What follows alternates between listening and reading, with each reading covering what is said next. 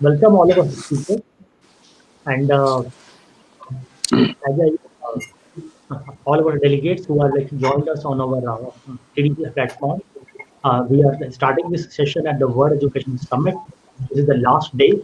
This World Education Summit is being held in two parts this year. One from the higher education and another focusing on the school education. So this is the last day of the World Education Summit higher education session, and this is an important topic where we're talking about role of universities in shaping the students' future, transparent, progressive, and socially responsible education.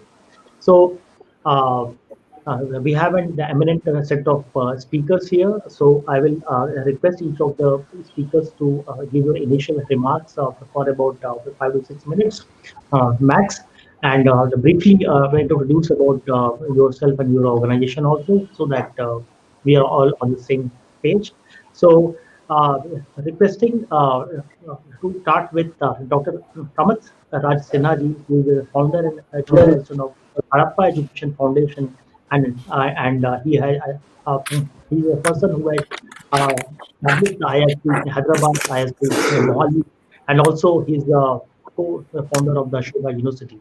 So none other than Raj Sinha is here. So what a pleasure to have the opening remarks from Pramath ji himself, who can set the context of this panel.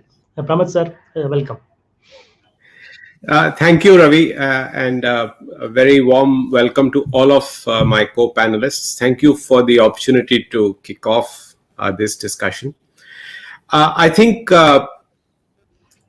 my view is that in general, in India, what has happened over the years is that because of our large numbers, it has been difficult to build universities and institutions where we focus and give as much freedom and choice and flexibility to students as ideally a university should give.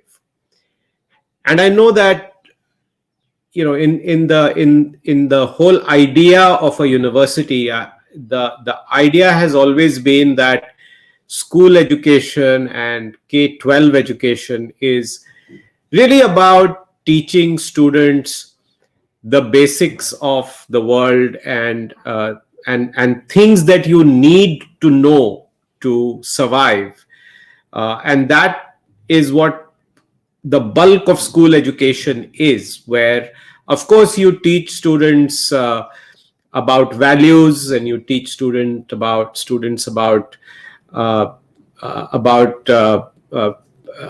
how they should be as a good person and a good human being.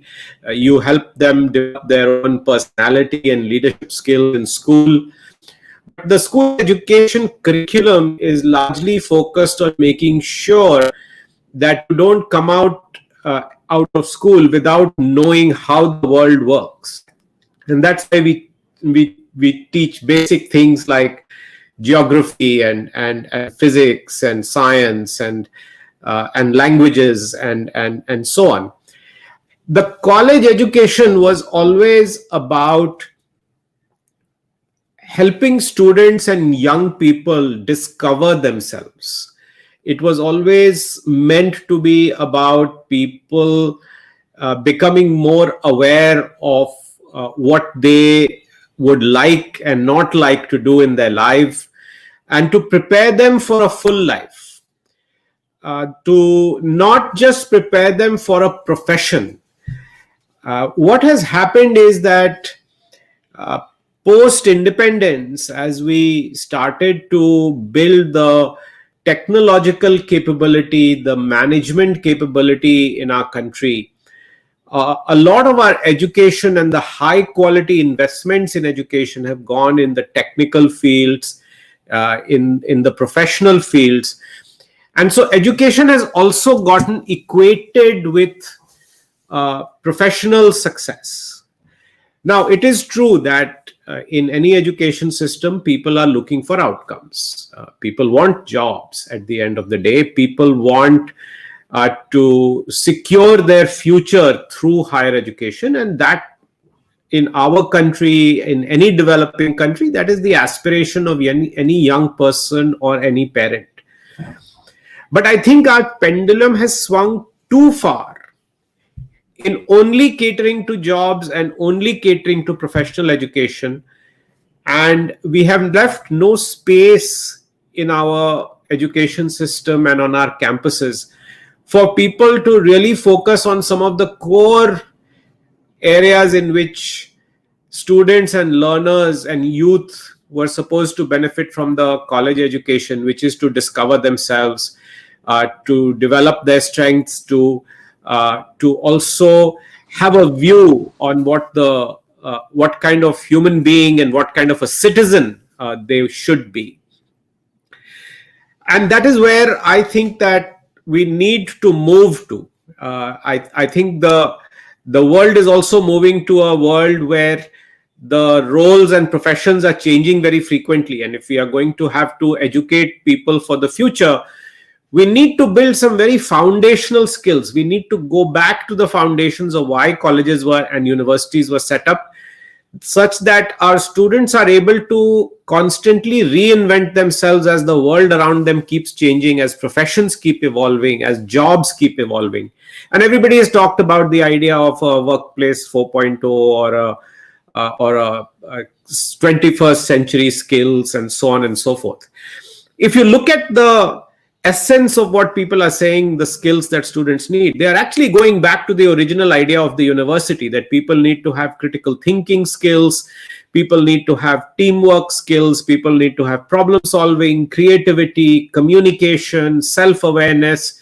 These are all ideas that have been there in our ancient universities in India. The Nalanda universities and the Vikramshilas and Takshilas actually used to offer a liberal arts education, very much in this way, where people were encouraged to develop their faculties. They would also train people on professions. All these universities, for example, used to have medical schools, law schools, in addition to having these faculties. So I think that's what is the need of the hour. Some universities are trying to bring that into the curriculum. The new national education policy highlights the importance of multidisciplinarity and holistic education. And some of the work we are doing at Harappa is really to bridge this gap, to say, how do you teach students these skills that are not being taught in the universities today, but are required for the future, for students to become critical thinkers, problem solvers, and really good citizens, thinking progressive citizens for the future of India and for the future of the world. So I think I'll stop there, Ravi, to just set this up. I'm sure my colleagues will have many things to contribute and on top of what I have had to say. Thank you so much again for inviting me. Thank you, Pramath. Thanks for brilliant introductory remarks, which have set up the context of this panel itself. May I request Professor Gopal, our Director of NIT Goa, to give your initial remarks, requesting you to keep it under 5 minutes. So.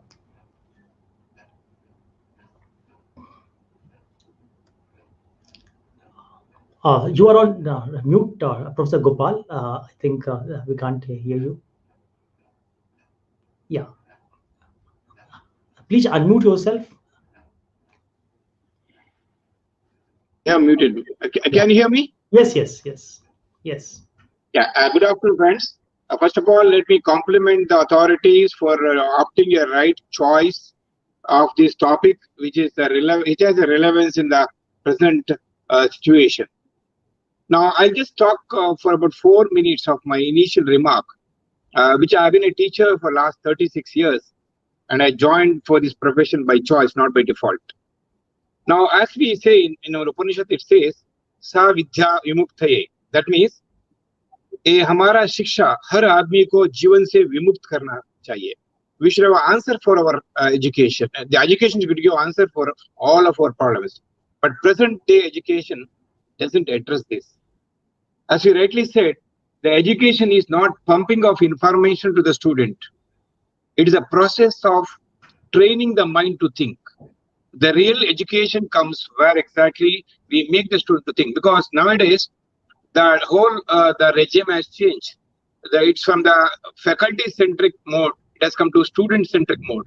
The students should decide. The conventional or university system, I mean, where we have gone through that process, we teach in a semester for 16 weeks and we take 8 weeks to evaluate. And we are bothered about what exactly student has not learned, what he knows. Now the evaluation has to change. I'll come to the point later. Now, if you go to the conceptual form of the education, education is the backbone of our country. It is rightly said, if you want to attack a country, don't use any force. Please dilute the education, because education has an immense power in the upliftment of the country. Now, the university plays a vital role in this. The job of a university is to disperse the knowledge which is being generated by the faculty.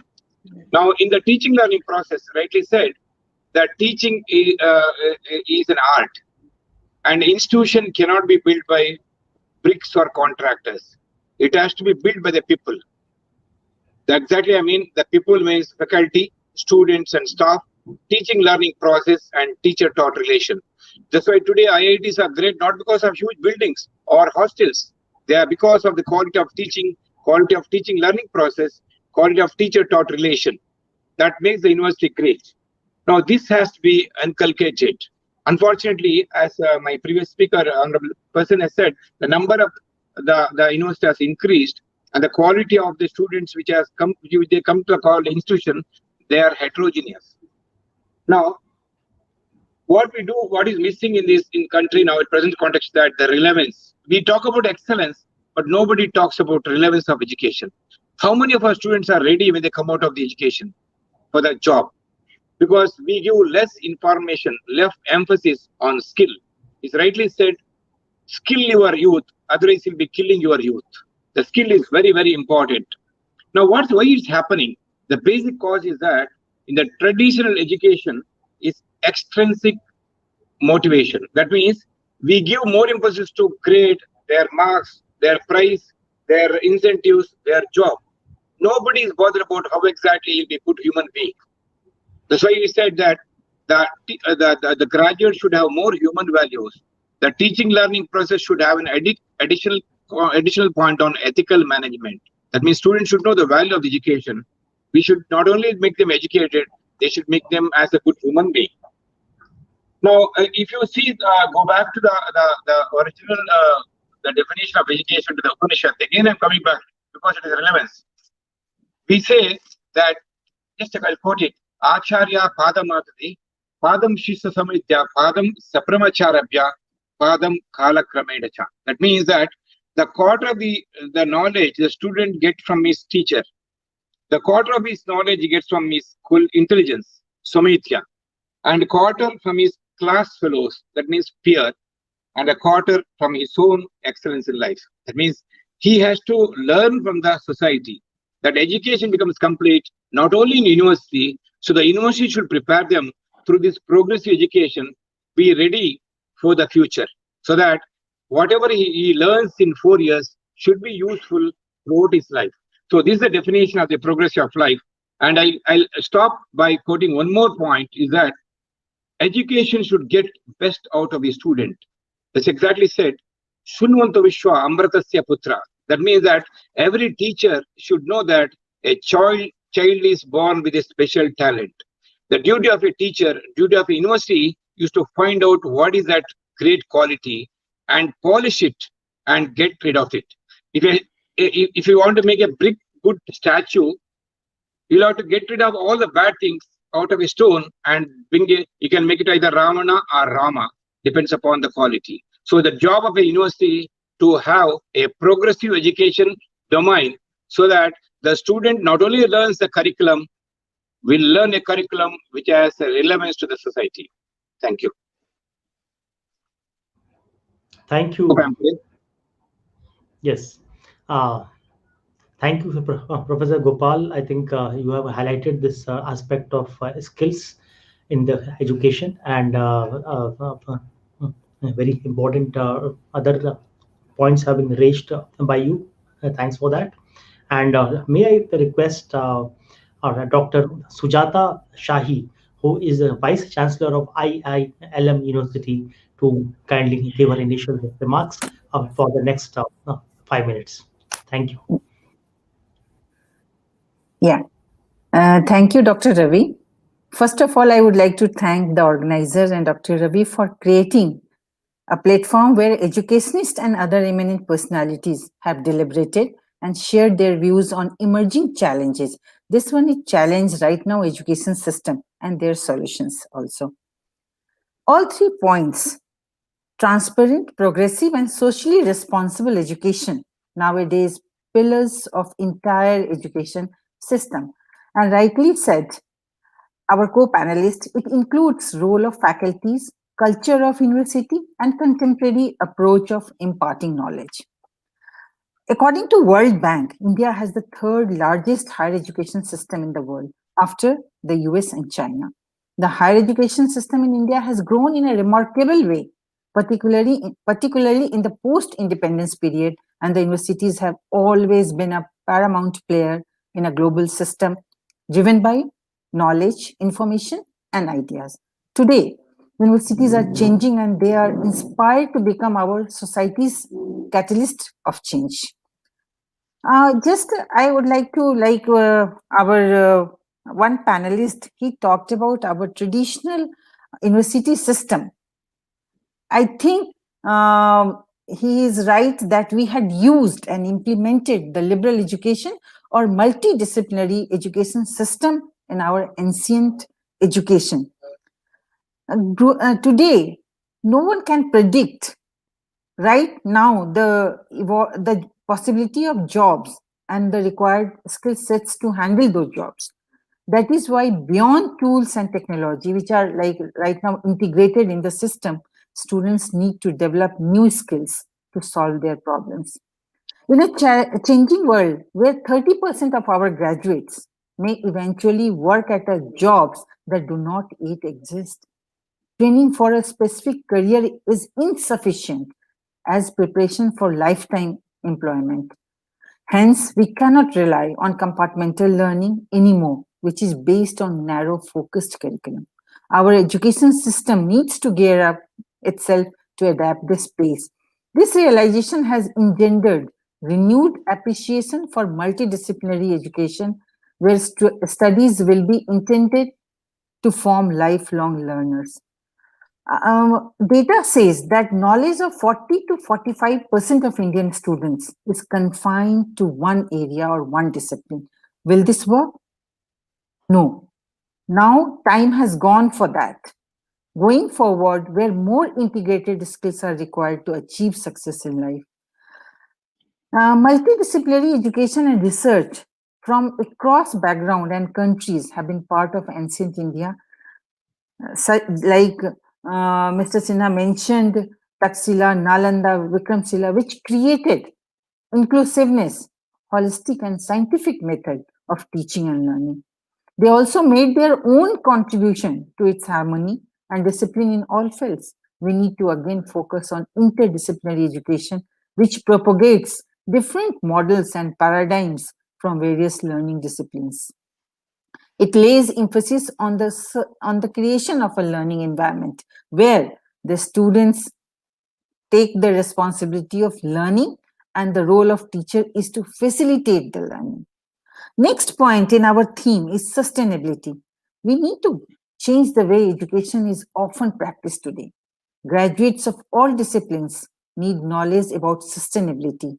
All curriculum should be redesigned, which can provide new knowledge and skills needed to meet the challenges of sustainable development in a community.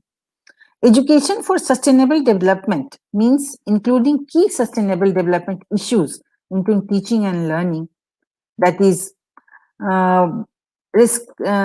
disaster management, climate change, biodiversity, poverty, sustainable consumption. These are very, very important to know.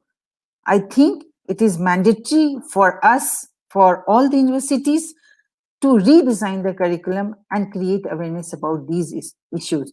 Another role that university must play is in the building of new institution of civil society.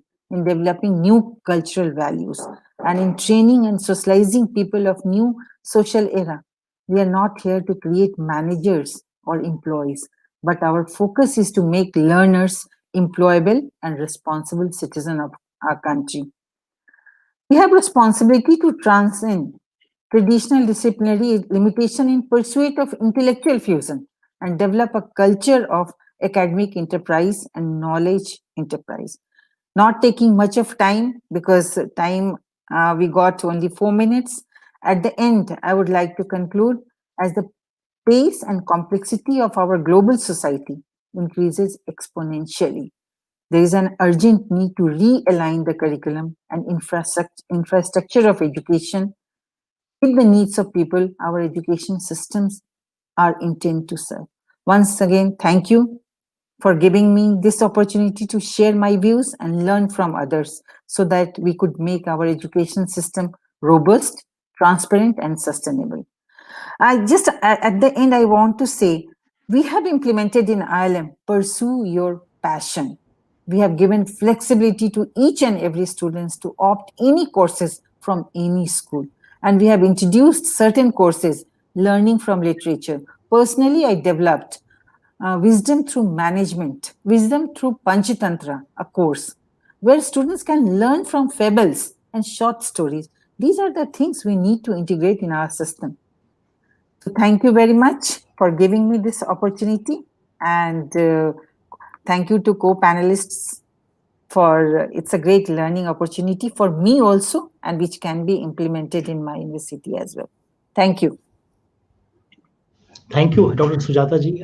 Excellent points you have mentioned, and pursuing your passion. It looks like a very, very interesting program and initiative in the university. Let me request Dr.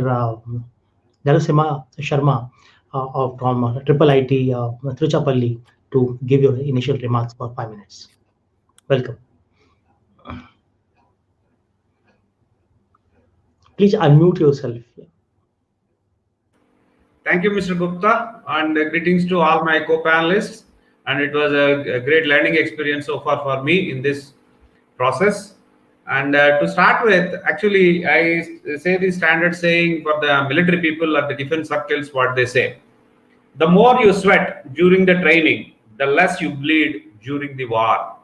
So what I feel is at the university level, it should be as rigorous as possible and as close as possible to the life's experiences. The training must go so that they are all comfortable while they are handling the real world problems in the life for next 40 years, 35 years, or whatever time it is. So lifelong learning should be the way the people should be given training at the institutes, together with ethical values and transparency and all these sort of things. So whatever curriculum we try to do that for that way, it will be definitely progressive, no doubt about it at any time. That's what is my opinion on these things. So quality education at the universities responsible for laying a sound foundation for individual prosperity and social mobility, in turn contribute to economic escalation.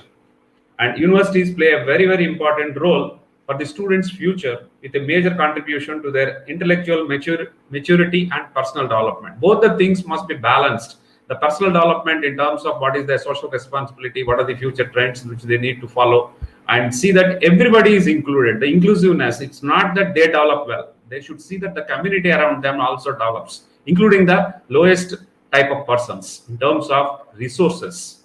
Okay, so that's more concern one has to exercise. And as a multicultural and multidisciplinary space, the university must be able to provide a broad view for all the students and see that they are more prepared to learn the things in such a way that they can learn anything in future. It's not learning a particular subject or a technique or a skill or whatever it is. It's the learn to learn anything else that must go in all the universities so that we are more prepared for that.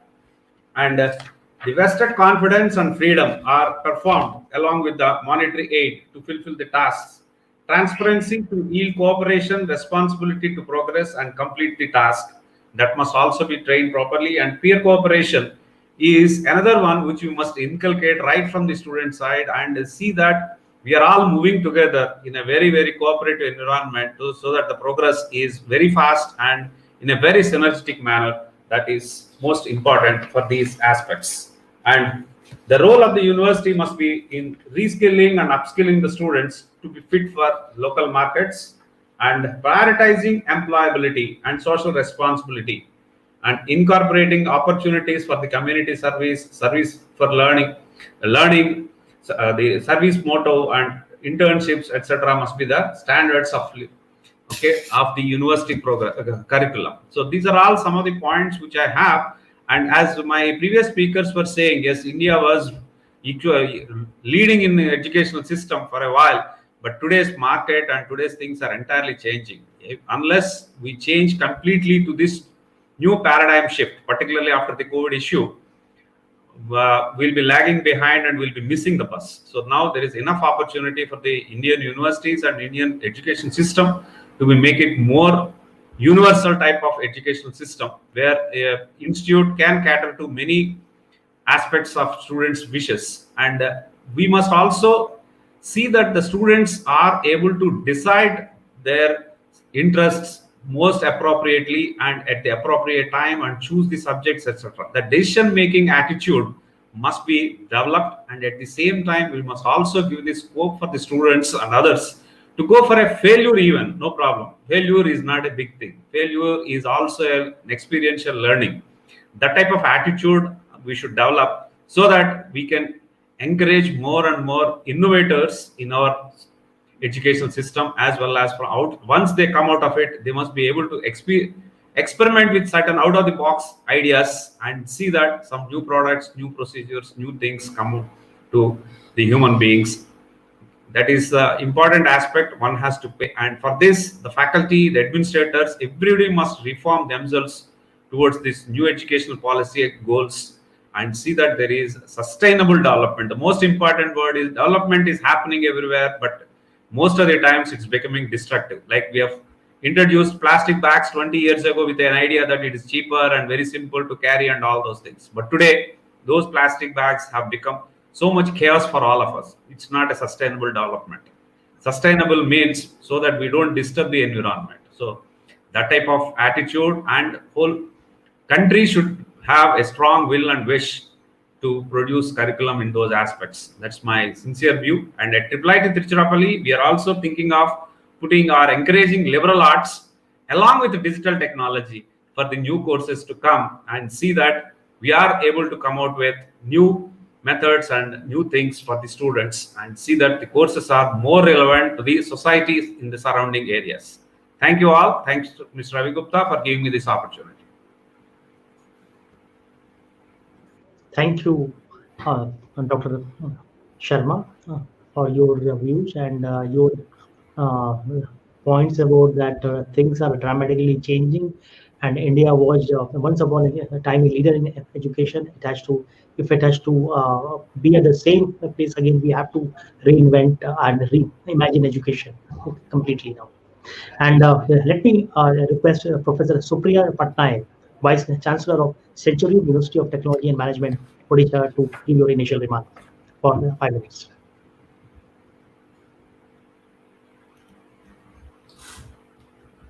Yes. Thank you, Mr. Gupta, for giving me this opportunity. And it's really been wonderful working with our co-panelists. So, just as my initial comments, I'd like to say that, we're going through this COVID-19, and as the world transforms, I think we have the responsibility to make the resultant changes work for the whole of society. And I think that somewhere we kind of get so individually focused that we fail to see that how is it that what we do actually has an impact, a right impact on society itself. So how is it that we can link creative ideas that individuals, that young children come with the kind of technical knowledge that's coming in with Industry 4.0? I think it's very important we look at some of these aspects. Having said that, I think it's also important that we empower students to shape their own lives and, as I said, achieve impact and create valued places for themselves to work and engagement in the wider community.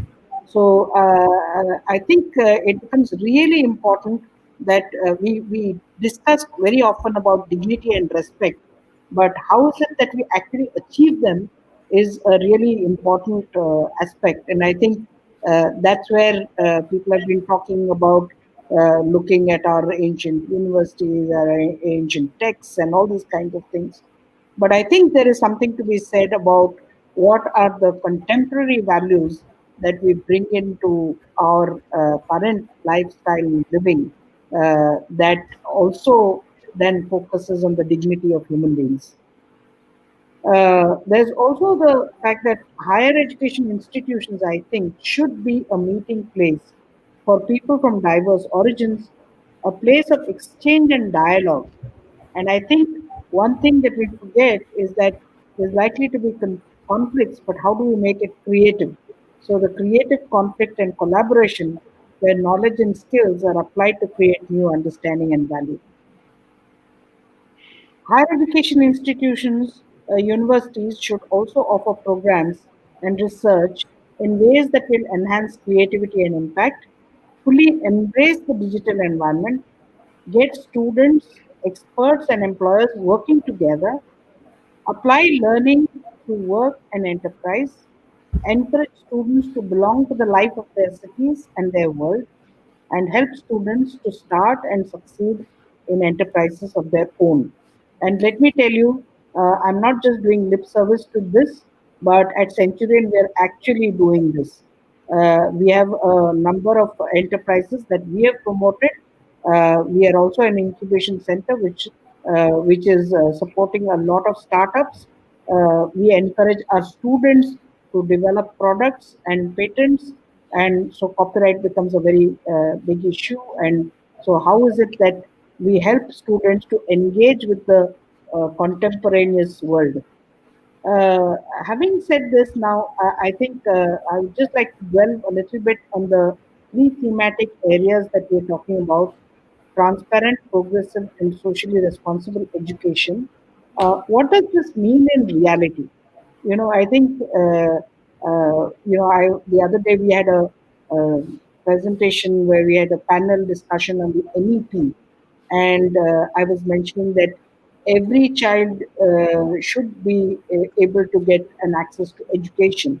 Now, immediately, there was a response saying that, oh, that's impossible. I think as a starting point, that's not a very great idea to say something is impossible. So I think we should, and that's the crux of the socially responsible education, I think. That I think people have understood what social responsibility means, but I think what somewhere we have not been able to establish what is the relationship between social responsibility and education itself. So if you look at it, it can mean in terms of what is the content that there is and the kind of pedagogy that is being employed by various institutions. The way we look at it, and I think the way we should look at it, is that there should be a practice-based approach to meeting contemporary needs. And I think a lot of the previous speakers have talked about focus on skills, and I think that is very important that we have this hands-on kind of practice-based approach. Uh, the other thing I would like to mention is that while outcomes are important, I think the outcome of education in itself is education. So I think the moment we start looking in terms of jobs and higher education, yes, is an outcome in terms of education, but enterprise and these kind of areas, we somehow miss the point because we are all the time preparing students for the job out there. I am not belittling that, but I said that we do need to recognize that what we are training young people for is education itself. And that's why today we are all talking about liberal arts and multidisciplinarity, and the NEP is also focusing on that. So I think that is two things that I would just like to emphasize. I think the idea is how do we make our students responsible global citizens, and that's what we are aiming for, and we should strive for. And I think we have to be really nurturing of young people to achieve some of their aspirations that they're setting out. Uh, uh, Progressive, transparent. We understand that there is a requirement for us to keep pace with what is happening, with the kind of changes and transformations that are happening in society, and how do we do it in a manner that is transparent and that is accessible to all who actually need it. So these are my just initial comments. I'd just like to stop there. Thank you. Thank you, Professor Supriya. Thanks for highlighting the importance of inclusive education, and what you are doing in your university is also commendable for entrepreneurship and patents. And let me request Professor A.K. Bakhshi, who is a Vice Chancellor of VDM University, to give his initial remarks for 5 minutes. Bakhshi, sir. Thank you very much, Dr. Ravi, for giving me this opportunity to share my views on the theme of this panel discussion. I think my co-panelists have covered many aspects. And, I personally take that the purpose of education can be manifold. One is to empower the students for their all-round development. This we do through knowledge, skills, attitude, aptitude, etc. And all this helps in building a personality. Second is at the national level, if we took, the purpose is to make a good human being, a responsible citizen, and also a competent professional. These should be the three goals of education. But if we go at the micro level, cognitive level, as it has been pointed out, that the purpose of education is the training of the mind to think. I think this is the most important point. And as it has already been said, that these were the aims of education always. It's not something new which has come up. But then the question comes, why we have not been able to achieve all this? Why there is a dearth of creative minds in India? This is the question which we need to ask. Where are we faltering? We know what should be done, but why we are not able to do it? There is a report according to which 98% of the kids who enter kindergarten, they think different. But once they go through education process, at the age of 25, when they come out, 98% of them think alike. So that means there is something in our education system which needs to be changed. We have been giving ready-made answers to the questions to the students. The result is the whole system stripes the children or the students of their ability to think on their own. So my personal feeling is that if we have to achieve the goals of education, we will need to change the way we impart education. Look at the fact, no Indian scientist working in India has been able to get a Nobel Prize after 1930. Almost 90 years have passed. Some others got, but then they were working abroad. There is a real dearth of creative minds because perhaps our system does not encourage creativity. And creativity comes through curiosity. It is said curiosity is the seed of creativity.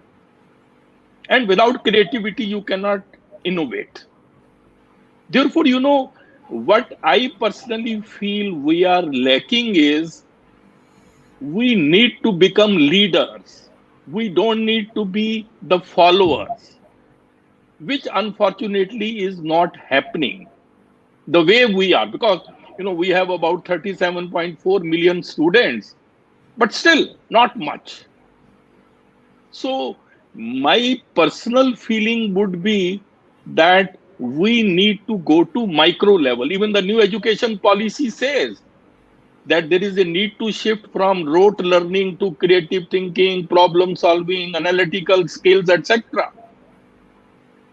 But how will you do that? Because ultimately it is to be done by the teachers. And so until and unless we train our teachers for this, we will not be able to achieve the goals. Because out-of-box thinking and creativity needs to be nurtured from childhood. It cannot come overnight. So we have to create such an environment where our students become creative. So that is my real concern in the context of our education. Whether it is school education or higher education, it is a continuum. Rather, I would say the role of school education is more important because the foundations are laid there. Even government decided that CBSE should change the examination pattern. From rote learning, you have to go to analytical and other questions. So, it's a big challenge. We are moving in a same circle and we know what should be done, but perhaps we are not able to know how it should be done. So we need to change our curricula. A new education policy says we need to make it light. It's okay. Light, but at the same time modern also, because knowledge is growing very, very fast. As a matter of fact, doubling time of the growth of knowledge has shrunk considerably. So we have to make light syllabi so that there is a time for thinking. We have to change our system of assessment because assessment drives learning. The way you will assess your students will learn in that way. You set rote learning question, they will do rote learning. So all that is there, and then teaching methodologies. We have to change the teaching methodology. We have to adopt new pedagogies, ICT empowered pedagogies, blended learning, flipped classroom. These are new things. But what I really want to say and I want to conclude is, for achieving the goals of education, we need to change the mindset of the teachers. We need to train them professionally. We need to make them tech savvy so that, the hallmark of any education system is that it should change with the changing times. And now even I remember, I also happen to be a member of the committee where now there is a discussion that we should focus on teacher education for higher education. Because teachers come to higher education with no formal training of teaching. So, I think these are some of the issues which I wanted to address, and that's all what I would say initially. Thank you very much, please. Great points, Professor Bakhshi. Thank you so much. And we are again running short of time, so we will be moving to our next speaker, Dr. Sasipraba, who is the Vice Chancellor of Sathyabama Institute of Science and Technology, deemed to be university. Welcome, Dr. Sasipraba. Yes, very good afternoon. So, am I audible, sir? Yeah. Yes, yes. You are Yeah. Yeah. So respected Dr. Ravi Kumar ji, Ravi Kumar Gupta ji, and then other my fellow panelists and my dear participants here. The topic here is really interesting. The role of a university in shaping the student's future depends on transparent, progressive, and socially responsible education system. The topic is really interesting. So we have to build it. So we, the administrators, so we, the vice chancellors of this institution, should set up a good education system which will support in developing the students who has to contribute good for the society in the future. So right now, we cannot blame the system, or we cannot blame our administration or our higher authorities or our accreditation bodies, anybody. So now we understood the importance of education and how it needs to be imparted to the students, and how the various innovative teaching learning pedagogies are available right now, and how to use the technologies effectively to impart the education. So we ourselves should prepare a roadmap how to impart a good education to the students. At the end, they have to be innovative, creative, and they should contribute to the society at large. Keeping this in mind, so we have to have a multidisciplinary ecosystem in the institution. So the students should have the freedom, because right now the situation is different. So they have a limited access for a multidisciplinary ecosystem. If they want to do a multidisciplinary project, they should have a lot of different procedures to be followed. That depends on the institution. And so they are better, and they feel convenient in forming a group among their classmates or within their department or within their school, and they are able to do some project. But as the top officials of the institution, so we should provide a good ecosystem for the students, and we should provide good encouragement for the students.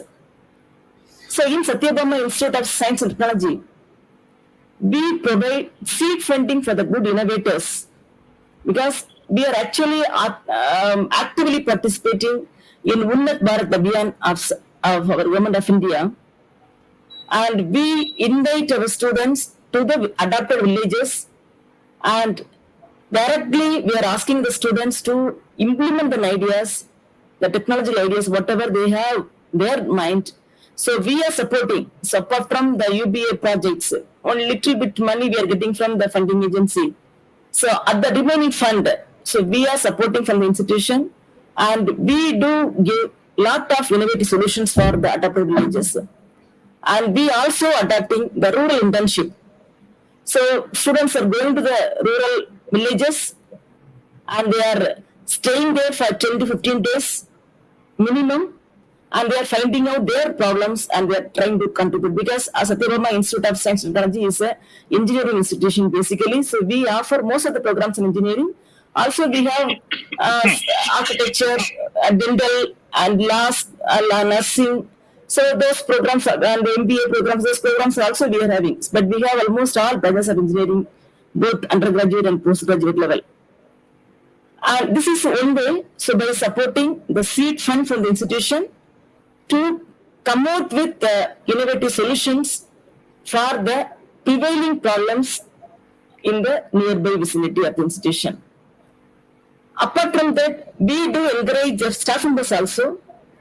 We are actually instructing the faculty members of the different departments to find out the real-time problems which is prevailing in the university premises.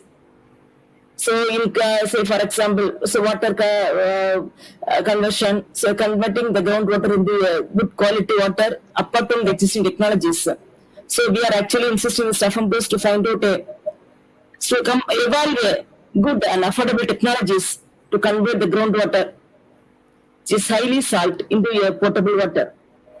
Also, we are actually involving the faculty members to find out innovative solutions for the existing problems in the university canteens, university mess, and how to effectively use the e-waste in the institution, and how to effectively use the other waste materials which is coming out of the institution on the daily basis.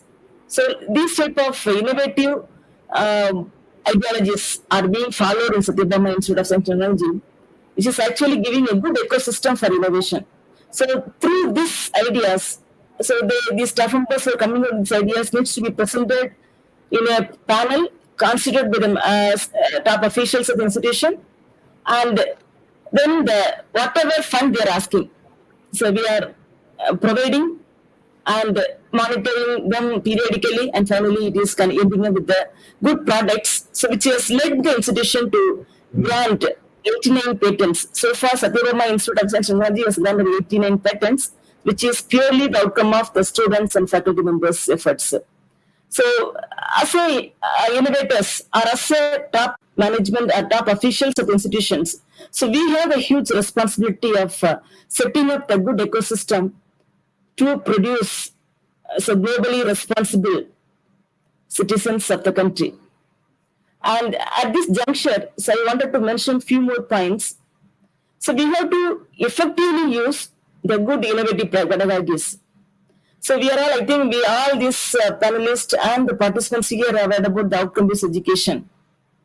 And you're all well versed with the CDIO. I think it's an emerging trend which is coming up on this educational platforms. Conceive, design, implement, and operate. So if you follow this CDIO methodologies, surely we can able to effectively practice outcome-based education institution, so that we can able to produce good engineers to the world at large. And I am once again thanking this IILTS for having selected this wonderful topic.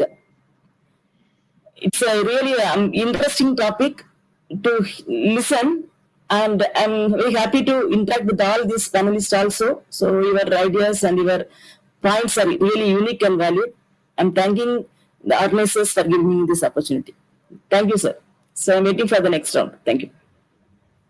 Thank you, Sasipraba, very important inputs about outcome-based education. And let me request Dr. Yogeshwar Prasad, who is Provost of Marwadi University, Rajkot. Yogeshwarji.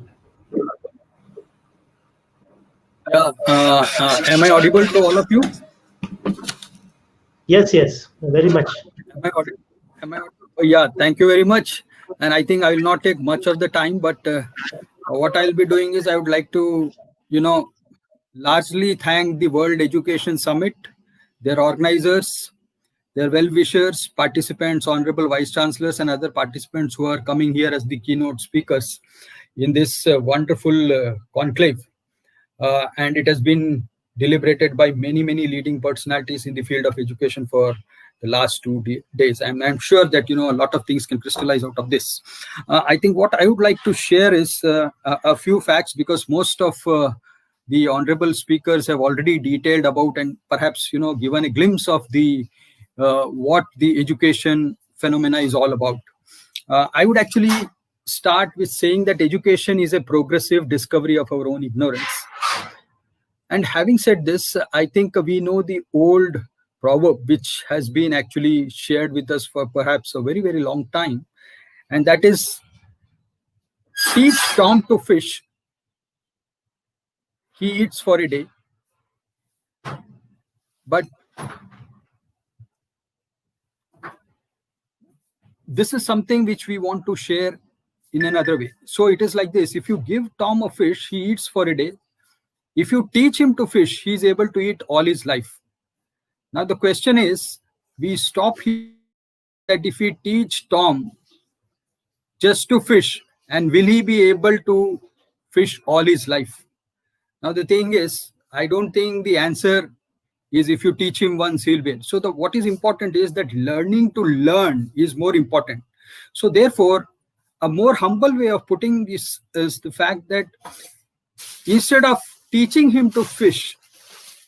What is important is we inspire Tom to fish so that he will discover his own way, which is very unique, which belongs to himself, which is of his own urge in terms of his intellectual desire, or in terms of his own hobby or whatever he wants to do. So that way he can be more creative. So there's a more creative way. So inspire him to fish, and therefore he will be once you inspire him, he has his own way. Then I don't think any unique, inspired, a new phenomena which is happening is devoid of any competition, right? So therefore the space is totally open, and he can actually dwell into that space for a very long period of time and inspire himself constantly and upgrade himself, because this is something which he loves to do it, and he will love to do it the way he wants to do it. And that is really the whole essence of the education in this third decade, in Industrial 4.0. And I don't think industries are really interested in all of us trying to produce students for massification and mass production.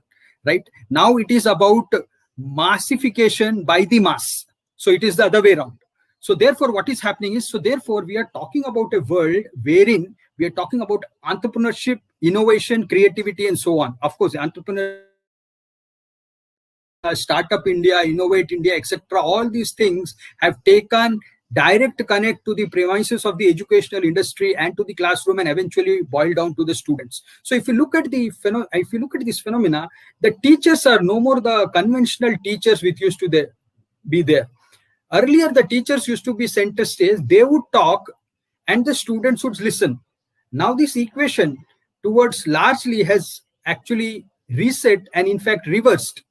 Now the students will talk, the teachers will listen. Now, if you try to decode this, what exactly it means that we want the students to talk about their ideas, to talk about their concepts, to talk about their future.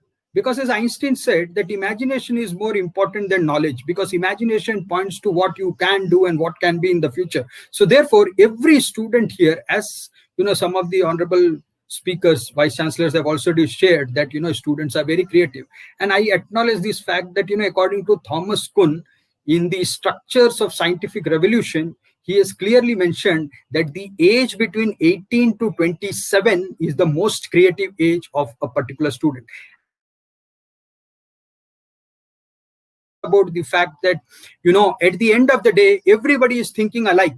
That is because you have actually domesticated them so much into education that you have killed their creativity. As a result of is there. Now this 18 to 27 years of age wherein we need to listen. So what happens was, the earlier what the students did was, the teacher wanted the presence, that is the attendance of the student, and wanted him to listen to the teacher. Now the whole thing has reversed. Now the students want the attendance of the teacher and that they listen to him. So it is not one teacher, but it is multiple teachers. Now let us look at the idea. I'm trying to just integrate things. Let us look at the idea of transdisciplinary.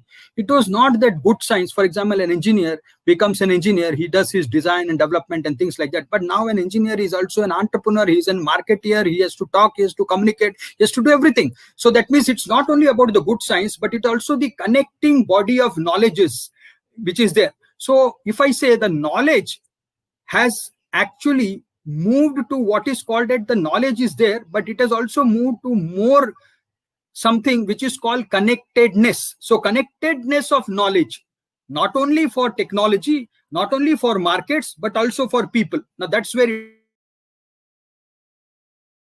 let us look at the skills which we have talked about. Everybody has talked about skills. Now let us look at skill. Now the word skill has actually changed right now to what is called as art. It is no more skill. Skill is there, fine. You will go it and grab it and take it, and it will move on as the industries goes on. But now what is happening? It is the art. Now art is something, if you actually decode this word art, the transition from skill to art, which is happening now, is about the talent. One of the vice chancellors talked about the talent. Now talent is something inherent, which is God gift, which is there. So now we have to add. So what is happening when the student kicks into the educational campus, typical of schools. Schools I'm not to blame, but I'm talking about the university premise, higher education premise. When he kicks in, he truly does not really know what exactly he wants to do. And neither is the school or the university or the education system interested in trying to discover what you want. So the first thing is to discover you. So that means, what is it you really want? What is it you really want to do? And if he's able to discover himself, third level, which I talked about, inspire him to fish. So he will discover his own way, and that is what it is all about. So we want them to become entrepreneurs. We want them to become job creators. They can only become if this is possible. So what is happening? It is now important that his word has reversed. Now, instead of student listening to the teacher, to the education, the books, the things, every straight line graph, rather than that, we have to listen to them so that we are there. So now what is happening? What do you mean by listening to them? If you decode listening, we want to really discover what he wants to do. So now, why you want the university to be not single unitary university, but you want it to be not even multi, but you want it to be transdisciplinary. Now, what is transdisciplinary? Multidisciplinary, all of us know that you have departments, you have engineering, you have arts, you have science, you have commerce, you have everything. But transdisciplinary means the connecting body of knowledge which is there in the people, that is there in the people, the societies, the organizations, the industries, which are actually practicing this knowledge and giving. So that connecting linkage is in. So if one laboratory is there within your premise, the most sophisticated practice laboratory creative is there in the industry, and you need to network and connect with them. So as a result of which, the COVID-19 phenomena has actually given us an insight, or perhaps a forced measure for almost every universities and institutions. And of course, now it has reset, telling that, hey, you know what, you need to think about this as well. So every university in this course of 6 months, they have actually discovered that online and these digital mechanisms, digital systems is a way to deliver education. That is true. But please remember, it delivers only one part of the education. But the other part, so that means what it vertical, and actually request it to spread its wings around and accommodate other bodies of knowledge and social and societies, so that the student can actually become capable and more better equipped in terms of knowledge, in terms of understanding, in terms of creativity, in terms of sense. So everybody, every student is an atom bomb. So therefore, the things are different. I think, I'm sure that many universities also today have actually gone through this phenomena, how it breaks down. They've gone through a digital placement portfolio. In fact, in our university, ourselves at Marwadi University, we have also gone.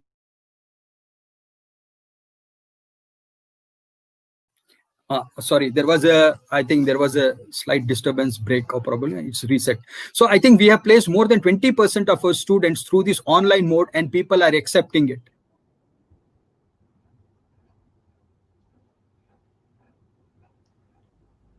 Your voice is breaking. Yeah, it is. Yes, yes. So it helped us to provide an insight as to what we are capable of, and it has actually, as a forced mature, in fact, it is like a blessing in disguise that it has given us an opportunity that we should look at this way also. So therefore, what happens? It breaks the teacher's barrier, that it's not only about so the knowledge can always be acquired, but what the universities need to do is to spread out. Now the definition, the boundary of university is almost broken. Digitally, it is almost endless, infiniteless, unless and until, of course, there are some regulations that after 5 years only you can get into the digital mode and so on and so forth. But nevertheless, nobody stops us from doing those things. So what is happening is, it is almost infinite. We are all connected to knowledge body, knowledge organization, universities, institutions, education, and everybody, right? Everybody is there.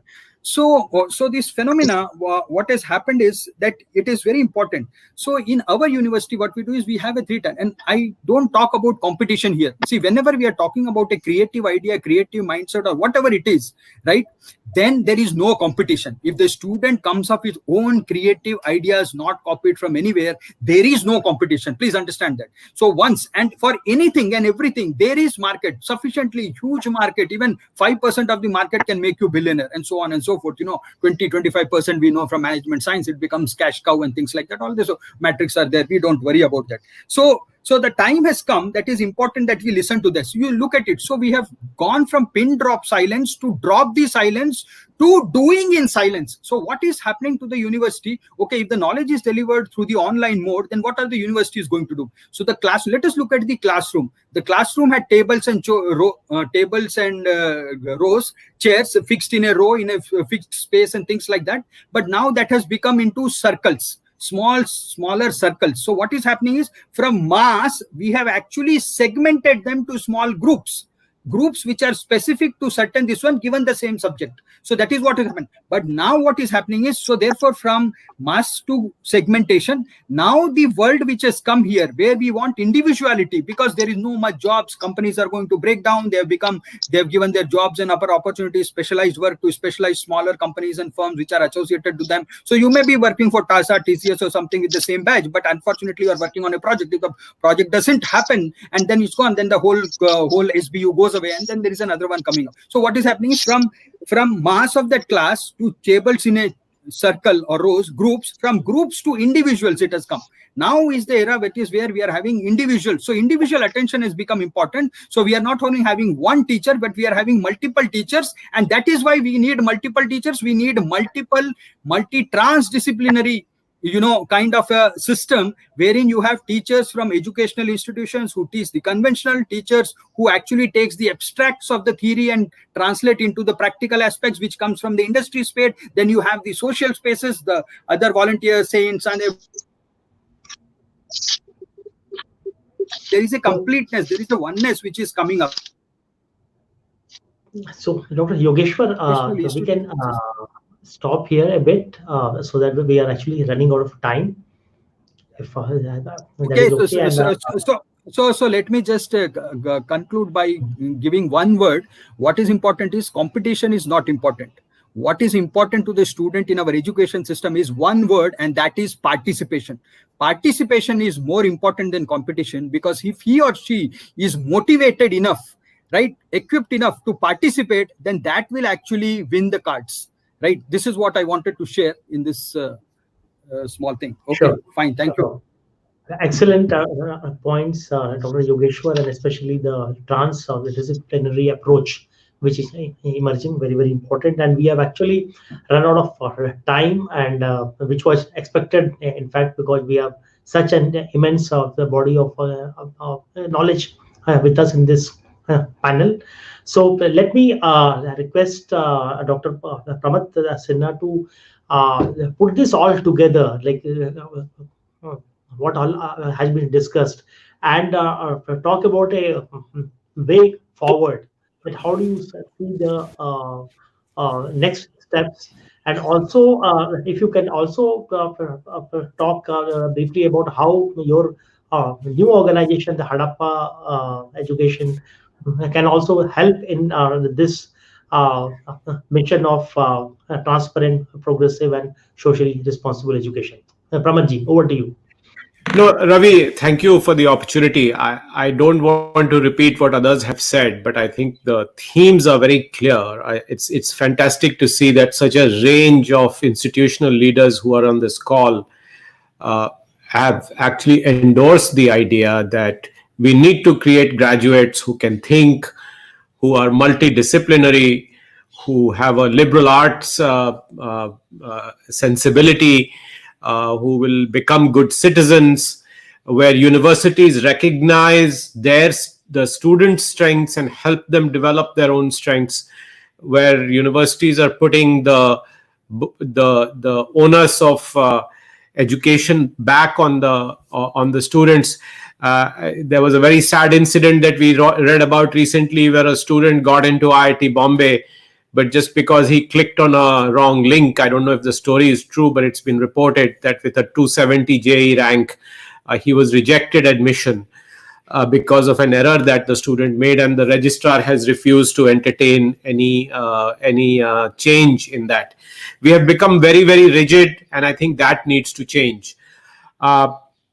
At Harappa, we are trying to bridge this gap. There is a big gap that has crept in, and what we are trying to say is, let's go back to the basics. Let's use technology. I think the use of technology and online came up.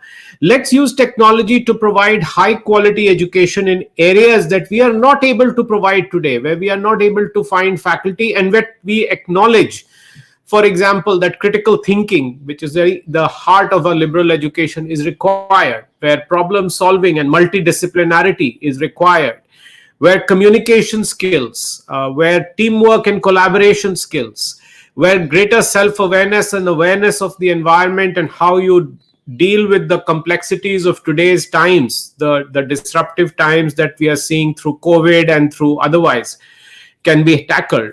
So I think while we are doing what we are doing on the ground and what we are doing in the classroom, all of us struggle with faculty. All of us struggle with how do you get the best people, the most inspiring people to teach in the classroom. I think technology is offering us an opportunity to bring in inspiring teachers into even our classrooms without having to worry about actually hiring them. And I think that is what I have become a big proponent of, that can we use technology to bring the best teachers to even the last student? That is what traditional universities are not able to do because of our model where you need to build campuses and you need to hire people. With technology, you can bring anyone from anywhere to all our students, for all our students. And that's the big opportunity that we have at Harappa. In a very small way, we are trying to do that with a limited set of courses, but courses that really go back to our ancient wisdom, which is why we chose the name Harappa. Where we can teach our students the aspects of critical thinking and communication and problem solving and collaboration, which is so important in the world and underlies everything all of you have said today. Thank you, Ravi, for allowing me to close allowing me these closing remarks, and congratulations again on a very successful conference. Thank you, Pramath, and thanks for highlighting such an important initiative being done by Harappa Education. I think there is a void in this space, and someone has to fill this up. And thanks for taking this initiative. And let me request each of the panelists to give your concluding remarks very briefly in one or two lines maximum, since we are way short of time. So requesting Dr. Sujata Shahi, Vice Chancellor, IILM University, to speak, please. Thank you, Dr. Ravi. Just I would like to conclude. One thing I missed to tell you, IILM University is a signatory member of United Nations Global Compact Principles of Responsible Management Education. And what we felt since last 8 years, we are a champion member, and we felt the sustainable goals, which are very important to inform our students so they can realize what is happening and how to manage this world. So we have included SDGs in our curriculum just to inform, first of all inform, then implement to our students. At least they can have in their DNA these sustainable goals. So one line I just conclude. Thank you, everyone. Our mission should be to transform education, research, and thought leadership globally, while promoting awareness about the sustainable development goals and developing the responsible business leaders of tomorrow. Thank you. Thank you. And may I request Professor Gopal, Director NIT Goa, to kindly give your concluding remarks in one or two lines.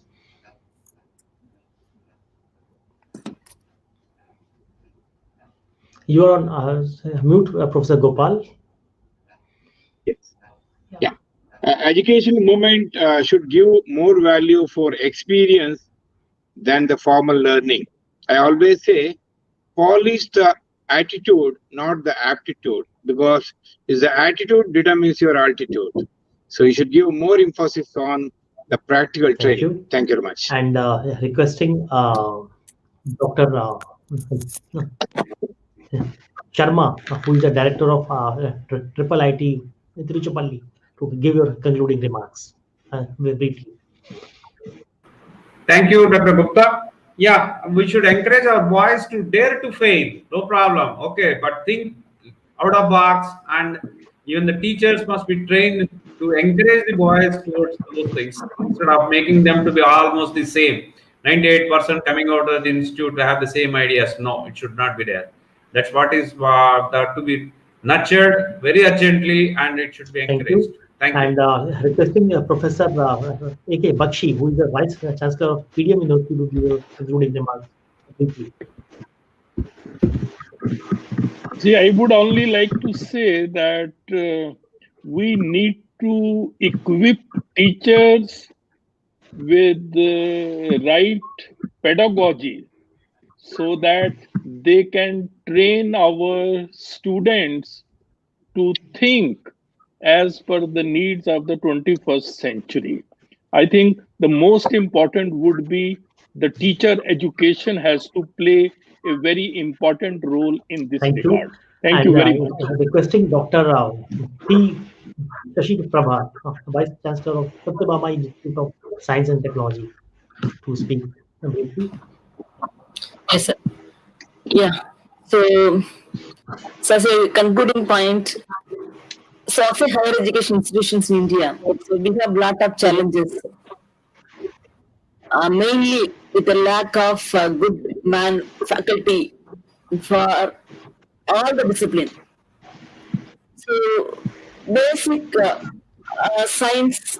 So our faculty members, we been able to get the good faculty. So if you see these specific domains in the fields of engineering, so now people are telling about the artificial intelligence. So I do not know how many faculties of these institutions are having the good faculty on AI.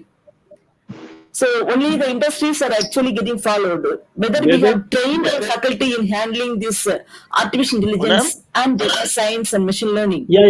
I think. Hello? Yeah. There is a Yes, noise. can you hear me? Yes, you're audible. Yeah. So we are actually telling about all these type of new curriculum and new courses just coming up in this. Even our IIIT is also supporting the institutions to start new courses on artificial intelligence, machine learning, and data science, and cyber security. And we are all talking about Industry 4.0. So whether we have sufficient faculty members to handle these subjects. So unless otherwise, it is very difficult to get a good engineering student or other field students from any field coming out of the good institutions. So this is a great challenge. So, but as a education, as a top officials of the institutions, we can able to make use of the technologies, because now the post-COVID has made us a lot of opportunities to get connected with the good professors across the world, so that we can able to impart the same kind of the same level of knowledge to our students also, with the effective use of these technologies. This is the point, because this is actually not there. We are telling about the augmented reality and virtual reality. I do not know how many institutions have got this set up for educating on VR and AR technologies.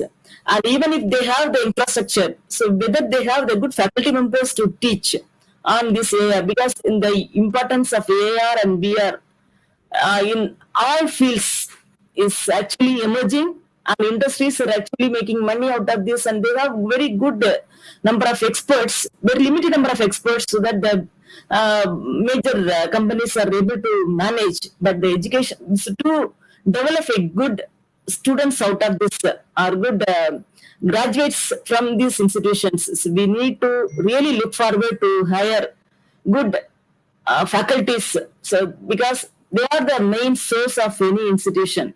So infrastructure can be set up with, by the use of money, but we have to hire good faculty members, and we have to respect, and we have to handle the good, we have to stay the same faculty member of the institution for so much time, because this is very, very important to meet out this topic. So because only then we can able to bring out good quality students out of the institutions. I think you have highlighted this point about the need of faculty, and that's what I think the Professor on Pramath Sinha was also highlighting. That the usage of IT in this area may be a solution, online learning. And may I request Dr. Yogeshwar Kosta to give the concluding remarks in one or two lines, so that we can conclude. Yeah, thank you. All I can say here in a concluding sentence is that the institution needs to be resourceful. The teachers need to be listening. They should help discovery of the student so that participation can happen, and thereby India at large can be benefited socio-economically. So this is what I wanted to share. Thank you.